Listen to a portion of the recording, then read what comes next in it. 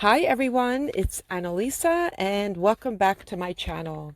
Today I want to talk about 6 different areas that are really crucial for the divine feminine to work on in their twin flame journey. Now, this also includes those that are in that runner chaser dynamic that are going back and forth. So whatever, even a short phase of separation when your divine masculine decides to kind of go dark for a while, this would also apply in addition to those that are in a longer separation, 6 months, a year, 2 years, 5 years, 10 years. It's irrelevant, the time frame of separation, because I truly believe that separation is time for preparation for the divine feminines to do the beautiful work on themselves. And the order of the areas I'm going to talk about, there is no specific order to do these types of approaches. So the first one I want to talk about is realizing that you are on an awakening path, a spiritual awakening, and really accepting that the quicker you let go of the label in itself, the easier this journey becomes. So just realizing that this is not about your divine masculine. You are on an awakening path, a spiritual awakening. And this is a time of transformation. This is a beautiful time for you to let go of the old identity and really begin to step into a new identity, a fresh identity, a version of yourself that is authentic to you, and remembering who you are. And that is what this awakening path is about. It's about letting go of the ego part of you that's holding you back, the ego part of you that says that you're not good enough, right? And ego death is part of an awakening and realizing that you are on this beautiful path of being conscious, being a conscious person rather than being an unconscious, not realizing that there is so much more in the universe, realizing that you have spiritual gifts and those gifts have now been activated. And what a beautiful thing that you're able to access your gifts. You're able to get all the answers that you need. All you have to do is go inwards and everything will be revealed to you. Now, that doesn't mean that you should never get any help outward. No, but you are on this path of realizing your fullest potential. And that is really important, realizing that it's much more than a 3D connection. And yes, you can have the 3D connection with your divine masculine if you choose that. But this journey that you are now on is bigger than that. It's bigger than just two people getting together and living a normal life. You're here to shine, and that is what this awakening path is. You're here to become the most beautiful version of yourself, and you've been given this opportunity, and that is beautiful. The second area to work on while you are in separation is acknowledging your core wounds and really diving deep into them. And you have to go inwards in order to know what's coming up for you. What are the suppressed areas that you haven't been able to deal with? And all divine feminines have core wounds that will come up. And those areas is what has to be released, sort of like peeling back the layers of an onion. And this is a big, huge part in the separation phase where the divine feminine has to work on themselves, releasing those core wounds. First, acknowledging that you have core wounds, and then really diving deep into those core wounds. So there's no way around the divine feminines. Your divine masculine came in to activate your core wounds, to bring them back up to surface. So there's no running away from them anymore. And it's all up to you as to how you're going to work on those core wounds. And there are many different ways that you can work on those wounds. So I won't go into that specifically, but realizing that there's no way around it. You really have to work on the core wounds until they're neutralized, until they don't affect you anymore. Which brings me to the third area to work on, and that is working on the triggers, because you will get triggered in everyday life, not just by your divine masculine, but in everyday life and situations, you will get triggered. And really being able to work on those triggers by being the third party, by being the observer, by being the non-judgmental observer of those triggers. And you will continue to get triggered until you learn to begin to regulate the nervous system and not react, right?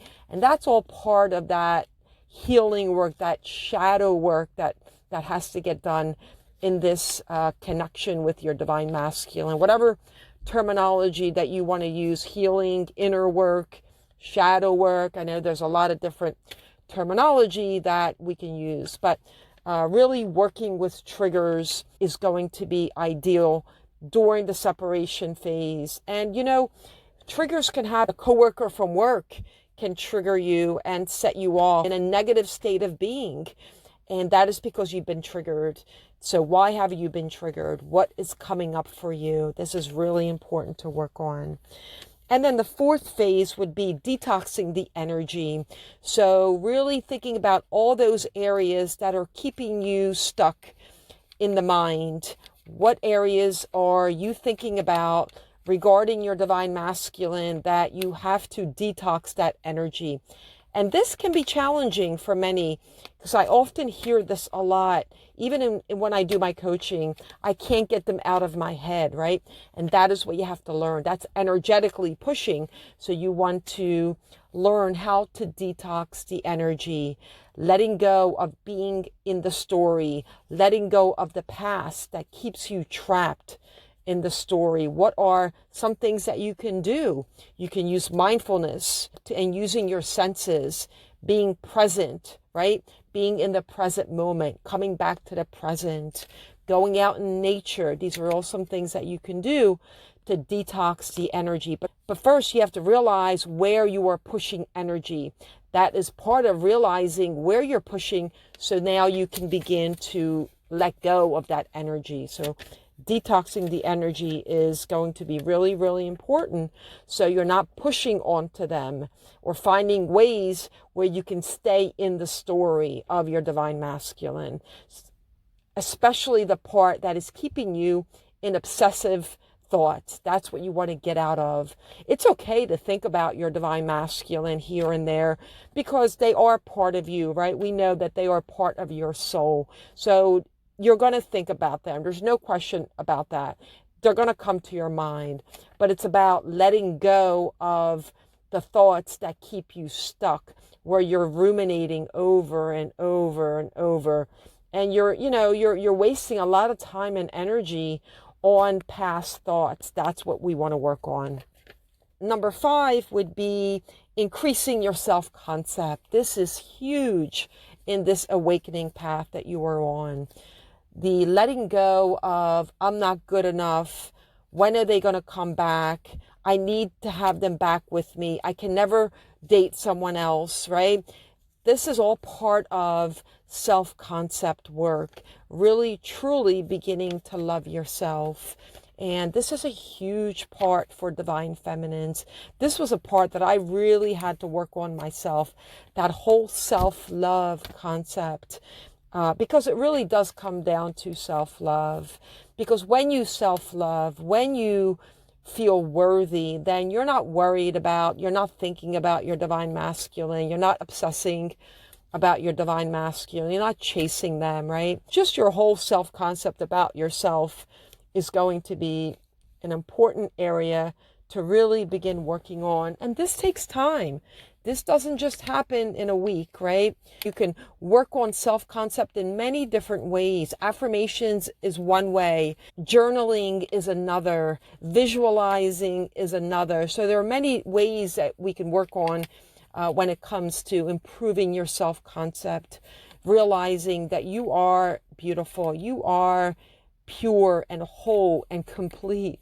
exactly the way you are. And this is a big, big piece for divine feminines, is to come to that energetic space where you're good on your own and you're just going to allow and receive that energy of your divine masculine, right?